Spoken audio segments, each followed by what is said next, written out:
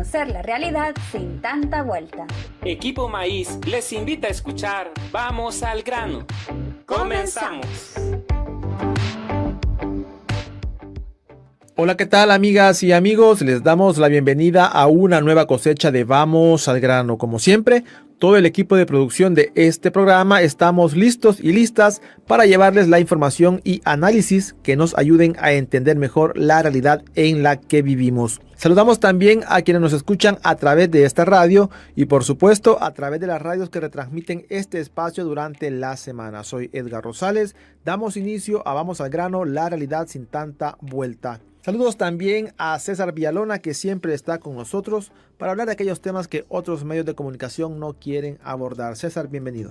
¿Qué tal, Edgar? ¿Cómo van las cosas? Siempre estamos en este espacio, César, agradeciéndote por estar disponible para hablar sobre esos temas, y hoy es un tema también que es muy interesante para abordar. Análisis del aumento al salario mínimo es el tema que hoy vamos a desarrollar con César, pero antes le vamos a dar paso a nuestra primera sección del programa, la cual es una introducción al tema a desarrollar. Les invitamos entonces a escuchar la cápsula antes de ir al grano. Antes de ir al grano. La ley establece que el salario mínimo se debe revisar al menos cada 3 años. Ese tiempo ya se cumplió. Y las y los trabajadores necesitan un aumento al salario que alivie la pérdida de poder adquisitivo, producto de la subida de precios. El gobierno ha anunciado, en el marco de la conmemoración del Día Internacional del Trabajo, un aumento al salario mínimo. ¿Cuál es la propuesta de aumento al salario mínimo anunciada por el gobierno? ¿Cuál es la propuesta de aumento al salario mínimo que han hecho las organizaciones de la clase trabajadora? ¿Qué otras medidas deberían acompañar un aumento al salario mínimo que realmente beneficie a la población? Sobre esto hablaremos en esta edición de Vamos al grano.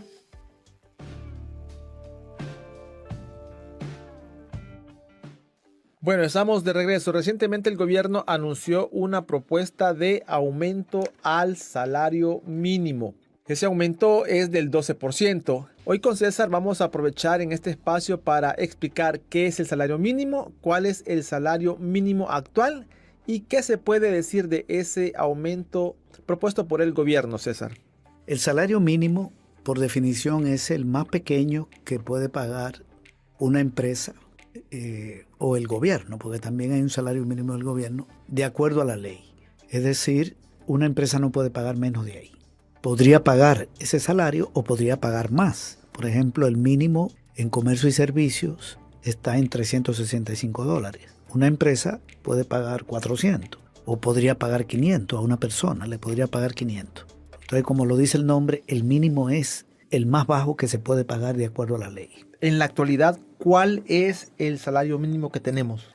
Hay varios salarios mínimos. Uno es en el gobierno, que está en $300. Otro es en el sector construcción, que se fija de acuerdo a contrato colectivo entre trabajadores y la patronal, que supera ligeramente los $400. Y hay otros 4 en el sector privado. Uno de $365 al mes en los sectores comercial, de servicios e industria. Otro de $359 en las empresas maquiladoras, lo que se le dicen las maquilas. Son industrias las maquilas, pero tienen un tratamiento aparte. Y en el sector agropecuario hay uno de $273-$74 para determinados rubros del agro, como por ejemplo los beneficios de café o la corta de café, la corta de caña. Y otro de $242 para otros rubros, como por ejemplo la ganadería, hortalizas, frutas, granos básicos, entre otros. Entonces tenemos 6 salarios mínimos en el país. En cuanto al aumento propuesto por el gobierno, es para el sector privado, excluyendo el sector construcción. Es decir, lo que ha propuesto el gobierno no incluye al propio gobierno. El salario mínimo ahí seguiría en $300. Y no incluye al sector construcción, porque se fija por contrato colectivo. Entonces es una propuesta para aumentar los otros 4 salarios, los 2 del agro, el de comercio, servicios e industria y el de maquila. Es una propuesta de 12%. Bien, ¿qué podemos decir sobre esto? Lo primero es que no compensa el aumento del costo de la vida que ha habido en el país desde el último aumento del salario mínimo, que se aprobó en agosto de 2021 y entró en vigencia el 1 de septiembre de 2021. Han pasado ya 4 años y 9 meses de ese último aumento.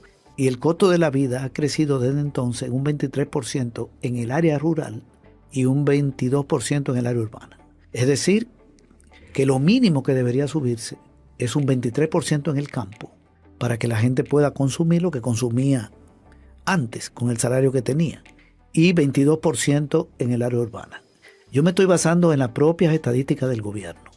Todo el mundo sabe que el costo de la vida está más caro de lo que yo estoy diciendo, pero yo me estoy basando en las estadísticas oficiales para analizar a partir de los propios datos del gobierno, de dónde saco el concepto y el dato de costo de la vida. El costo de la vida es la canasta básica alimentaria multiplicado por 2. Hay una canasta que se llama básica alimentaria, que se compone de 22 productos en el área urbana y 15 en el área rural, porque en el área rural no se contempla el pan francés ni las 6 verduras que se contemplan en el área urbana. ¿Por qué? Bueno, quienes hicieron la canasta, esa canasta tiene muchísimos años, más de 40 años, dijeron que el campesinado no come pan francés y dijeron que tienen su verdura. Eso es incorrecto, ¿verdad? Sobre todo en un país donde ya la diferencia entre urbano y rural es cada vez menor. O sea, es una diferencia bastante formal. Una gente que vive en el campo consume muchísimos productos de la ciudad. Pero bien, existe esa diferencia. Entonces, esa canasta básica alimentaria, esos son los alimentos que debe consumir una familia para no ser pobre extrema, pobre absoluta, se multiplica por 2. Y ya la otra mitad es para cubrir las necesidades de vivienda, pago de vivienda, servicios básicos, energía eléctrica, agua potable, transporte, salud, educación y el vestuario. Entonces tú tienes una canasta básica ampliada que se compone de canasta alimentaria, servicios básicos, vivienda y vestuario. Eso es lo que se llama costo de la vida. Costo de la vida no es canasta básica. Canasta básica solo es alimento.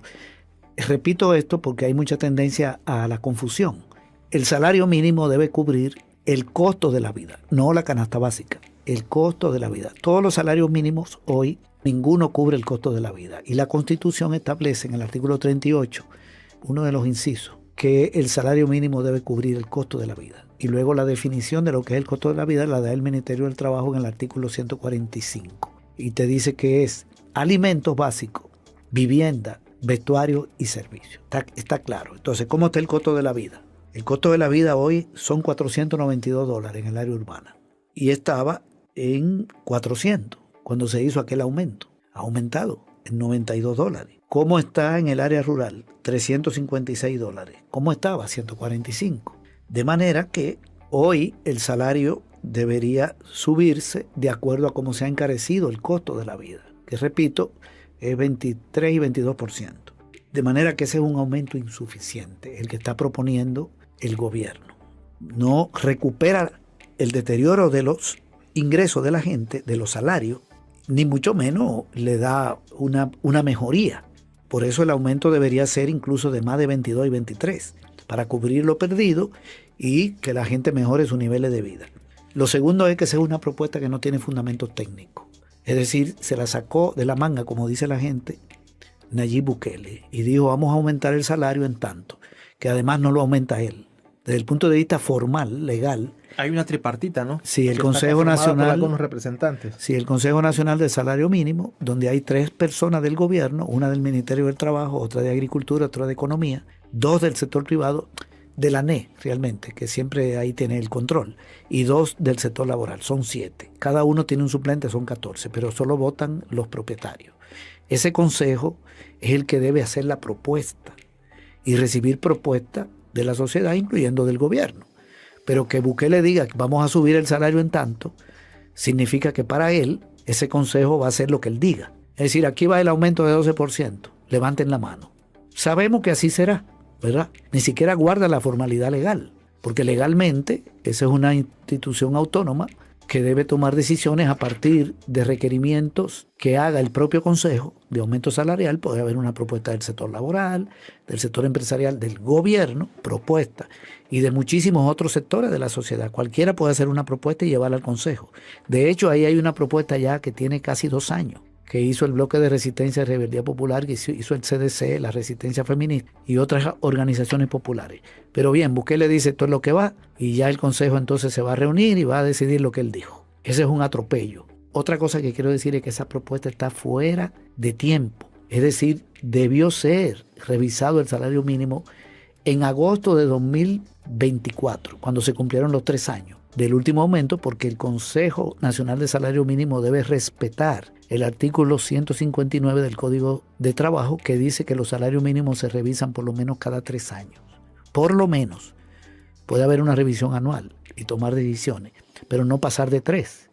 Y ya se pasaron 8 meses del último aumento. De manera que el Consejo Nacional de Salario Mínimo, donde hay representantes del gobierno y que está presidido por el representante del Ministerio del Trabajo, nombrado por el ministro, está en este momento en la ilegalidad. Incluso cuando hizo aquel aumento en el 21, también lo hizo fuera de tiempo, porque debió ser revisado en diciembre del 19, porque el último aumento, el aumento anterior, había sido aprobado en diciembre del 16. En diciembre del 19 debieron revisarlo, dejaron pasar todo el 20 hasta llegar a agosto del 21 y ahora dejan pasar 3 años y 8 meses para estar proponiendo. Cuando la propuesta que hizo el Movimiento Popular, las organizaciones que mencioné, está desde hace tiempo, desde antes de que se cumplieran los 3 años. Hace un momento dijiste algo interesante y es que, bueno, sabemos muy bien que la mayoría de propuestas en este gobierno que van hasta la asamblea son propuestas que vienen desde el ejecutivo y sabemos que tenemos unos diputados afín al gobierno que solo levantan la mano sobre estas propuestas que vienen ya desde la presidencia, digámoslo así. Ahora, tú dijiste que ya existe una propuesta por parte de las organizaciones sociales y populares.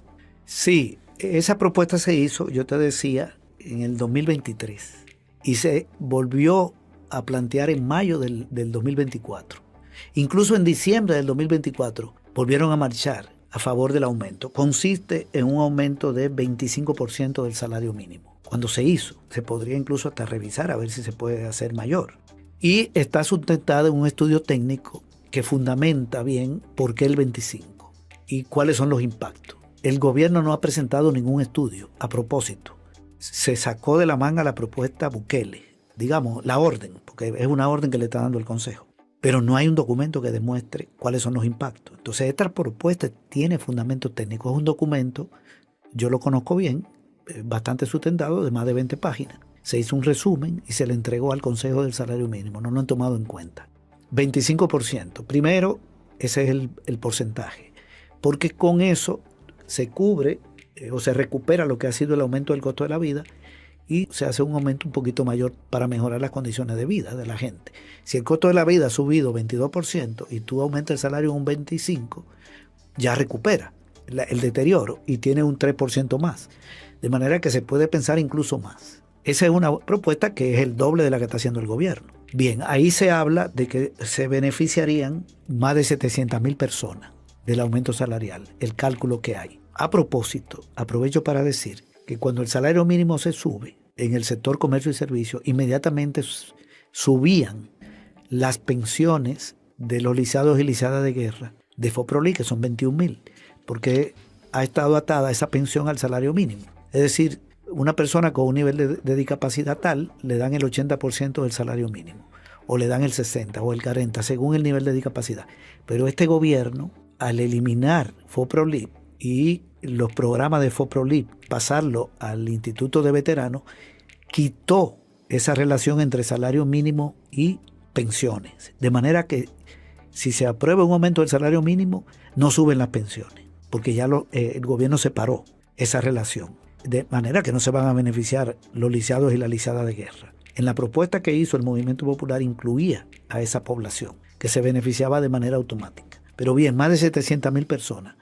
Ahí se hace un cálculo del impacto en la inflación que sería de alrededor de 2%, porque subirían los costos de las empresas, no mucho, porque el salario no es el componente mayor del costo de una empresa, y el aumento de precios sería pequeño. Yo recuerdo cuando nosotros hicimos el aumento en diciembre del 16, yo era del Consejo del Salario Mínimo, que entró en vigencia en el 17, nosotros duplicamos algunos salarios del campo. En la maquila fue 40% el aumento, comercio y servicio e industria 21%. Y en los ingenios azucareros, lo declaramos industria, tenían un salario del agro el aumento fue de 145%. Pasó de 100 y pico de dólares a 304. Y la inflación fue de 2.06%, es decir, que no tiene un impacto importante en los precios. Pero eso hay que calcularlo. Claro, la situación económica de ese momento no era la de hoy. Hoy tenemos una economía que tiende a un estancamiento con muchísimos problemas. Se hizo un impacto en los costos de producción y también en esta propuesta suben 1.8% en comercio y servicios y como 5% en la industria. De manera que el impacto en la inflación no es tan alto, ni en los costos. La competitividad. Las empresas de este país no pierden competitividad si hacen ese aumento con respecto a la de Centroamérica, porque seguiría el país con el salario mínimo más bajo de Centroamérica, salvo el de Nicaragua. En Honduras supera por crece el que tenemos hoy aquí y el nuevo, incluso con un aumento de 25%. Y en Guatemala también, que superan los $400, todos esos salarios. En Honduras hay algunos de más de 600 para las empresas que contratan más de 170 personas. Y en Costa Rica, mejor ni lo menciono. El salario mínimo más bajo de Costa Rica es de la empleada doméstica y supera los $400. De manera que no hay peligro para que las empresas digan, entonces las de Honduras van a ser más competitivas. Además, la mano de obra más productiva de Centroamérica, después de la de Costa Rica, es la salvadoreña y la guatemalteca. Después va Honduras y después Nicaragua. De manera que no habría mayor afectación por ahí. Y lo otro es que se reduciría la pobreza. Saldrían de la pobreza más de 400,000 personas, con ese aumento de 25%, porque se calcula relacionando el ingreso de una familia con el costo de la vida. Y este aumento inmediatamente hace que muchos hogares puedan cubrir el costo de la vida con este nuevo salario. De acuerdo entonces a estos aspectos que nos has mencionado y a otros que tiene esta propuesta de las organizaciones sociales, ¿es viable entonces la propuesta de las organizaciones? Sí, es viable desde el punto de vista técnico, es justa. Yo diría incluso que como las cosas se han puesto más caras que cuando se presentó aquella vez, se podría hacer hasta una revisión y quién sabe si se podría plantear un aumento mayor. Pero digamos, como está, es justa y es viable técnicamente. Ahora, políticamente es otra cosa. Habría que ver si políticamente es viable. ¿En qué sentido? En que los 3 representantes del gobierno van a hacer lo que dice Bukele. Los 2 del sector laboral en el Consejo de Salario Mínimo son vendidos a la patronal. Y ya la patronal, la ANE, dijo que estaba de acuerdo con Bukele. Solo dijo que había que tomar medidas para la microempresa, etc. Porque están en contubernio. La gran empresa privada del país está apoyando al gobierno. Cuando Bukele ganó las elecciones ahora, la segunda, que son inconstitucionales, lo felicitó la ANE, la AS y la Cámara de Comercio e Industria, todos esos gremios. Bukele le dijo, vamos a subirlo. Y después vamos a ver qué le van a dar a ellos. No le han hecho resistencia, de manera que es muy difícil que esa representación que está ahí haga lo que diga el movimiento popular. Ahora, también depende de la presión del pueblo. Si aquí hay manifestaciones, si aquí hay presión hacia el Consejo, marcha, concentraciones, se hace una buena campaña de divulgación, se puede doblegar también ahí. O sea, depende de la lucha popular, pero políticamente es donde está más complicada. Interesante, vamos a continuar desarrollando este tema, pero le vamos a dar paso a nuestra segunda sección del programa, la sección Desgranando Palabras. Ampliaremos en ella más la información y luego regresamos con César. Desgranando Palabras. Propuesta de aumento al salario mínimo del gobierno. ¿Recuperará el poder adquisitivo de las y los trabajadores? El salario mínimo es el monto mensual mínimo que un empleador debe pagar a una persona trabajadora. En El Salvador, el sector privado tiene 4 categorías. Comercio, servicios e industria, $365. Maquilas, $359. Beneficios de café y recolección de azúcar, $272. Recolección de café, granos básicos y ganadería, $243. El último aumento salarial se implementó en agosto de 2021. Desde entonces, los precios han subido un 22% en promedio. Esto significa que en 2021 con $10 se compraba una cierta cantidad de productos y hoy esos mismos productos cuestan $12.20, dejando un déficit de $2.20 en el poder adquisitivo de la gente. En su propuesta, el gobierno ha anunciado un aumento del 12% al salario mínimo, pero este ajuste es insuficiente. Con el nuevo salario, los trabajadores seguirían teniendo un déficit de $1 frente a los precios del 2021. Para recuperar el valor adquisitivo de 2021, el aumento debería ser de al menos 22%.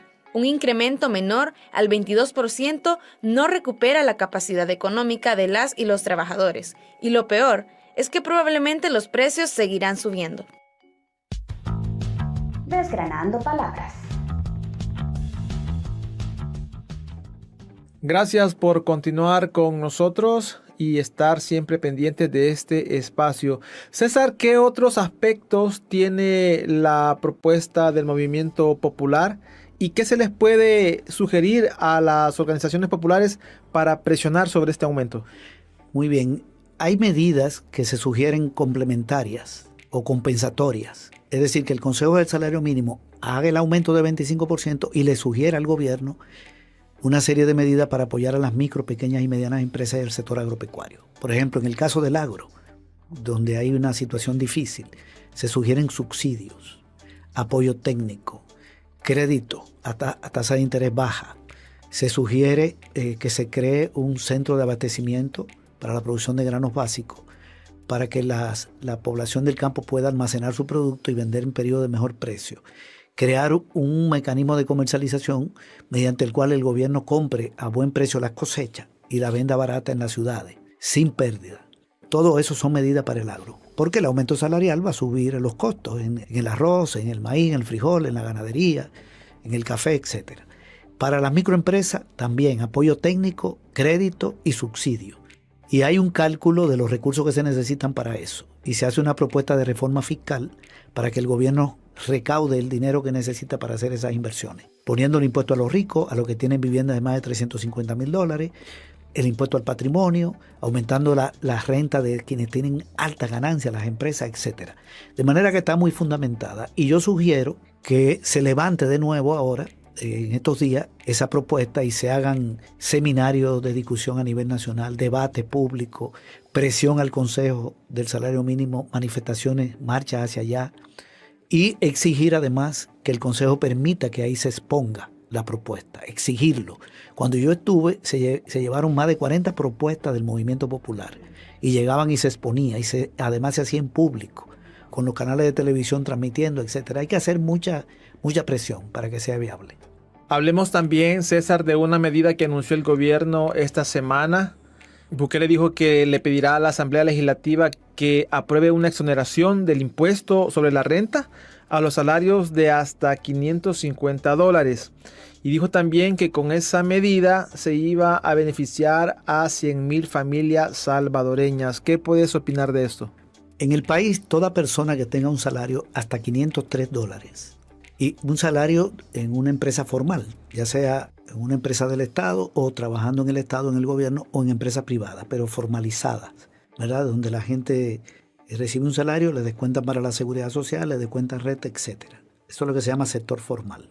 Toda persona con un salario hasta 503 está exenta del pago del impuesto sobre la renta, o sea, no lo descuentan renta en este momento. Cuando llegó el gobierno de Mauricio Funes, cuando se inició, el monto exento era hasta $317 y se subió a 503. Lo que ha dicho Bukele ahora es que lo va a subir a 550. Es decir, que si una persona que gana 550 en este momento y paga el impuesto sobre la renta sobre el excedente de 503, entre 503 y 550 hay $47, ya no lo va a pagar. ¿Y cuánto es que paga de ese excedente de 503 a 450? Son el 10% de $47, $4.70. Eso es lo que paga hoy. Entonces lo que él acaba de decir es, bueno, si gana 550, ya no se le va a descontar los $4.70. Y si gana 505, ¿cuánto es que no le van a descontar? Centavos. Si gana 510, ¿cuánto no le van a descontar? Centavos. Porque van a subir el mínimo exento hasta 550. ¿Qué impacto tiene eso? Un impacto totalmente insignificante. ¿En qué beneficia la vida de nadie que hoy tiene un salario de 505 y le quitan el 10% de $2? ¿Cuál es el 10% de $2? O sea, y ahora le van a decir, no, te lo dejo. El 10% de $2 son 20 centavos en un mes.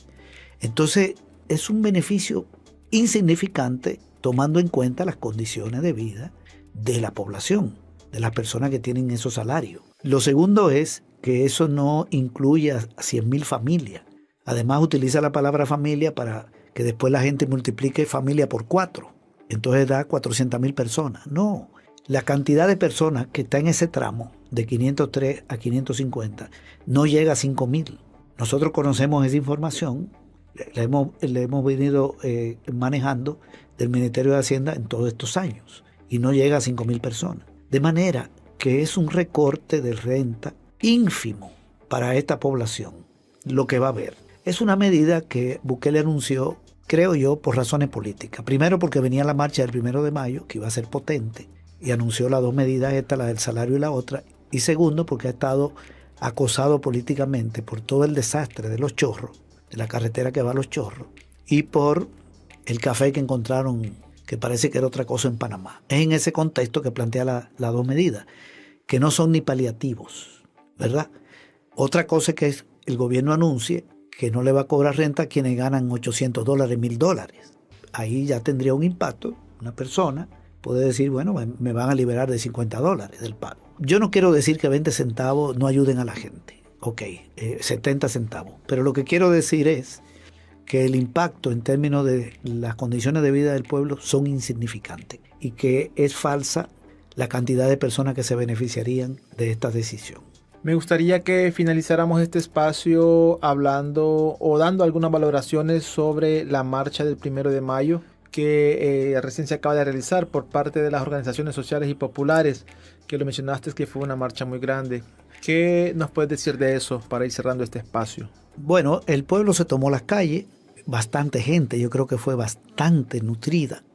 Hay que tomar en cuenta que se hace todo esto, la celebración del 1 de mayo, en un contexto de régimen de excepción, donde el gobierno amenaza a las organizaciones populares, está capturando a muchísima gente inocente, acusada de cualquier tipo de delito, de pertenecer a grupos criminales, es decir, en un marco de terror, con también retenes en la carretera. Hizo muchos retenes para que no llegara mucha gente, y aún así nosotros lo que vimos fue muchísima gente marchando, con consignas bastante fuertes, justas, de aumento salarial, de mejoría de la salud, de la educación, de cese de los despidos, de fin del régimen de excepción, de rechazo a la dictadura que tenemos, porque aquí tenemos un gobierno autoritario, dictatorial y sustentado incluso en la ilegalidad, por lo que fueron las elecciones anteriores, ¿verdad?, que violaron todo el marco legal, incluyendo la Constitución de la República. La reelección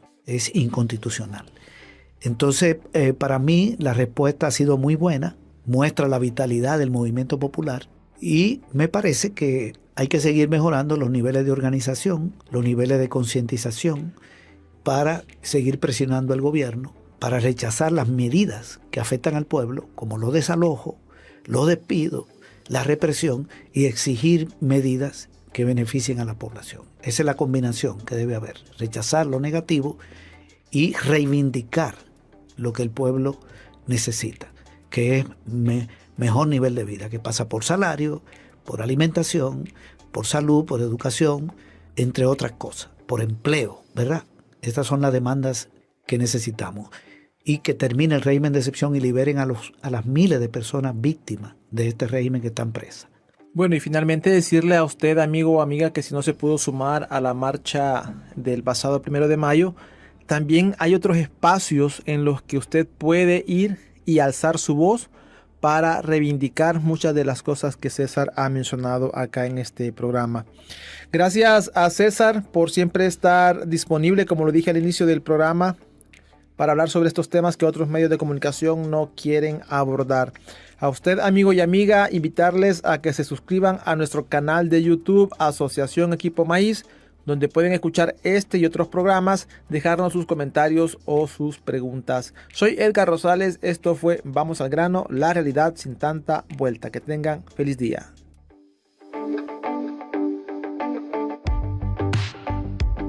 Vamos al Grano, una producción de Equipo Maíz. Les invitamos a que escuchen nuestro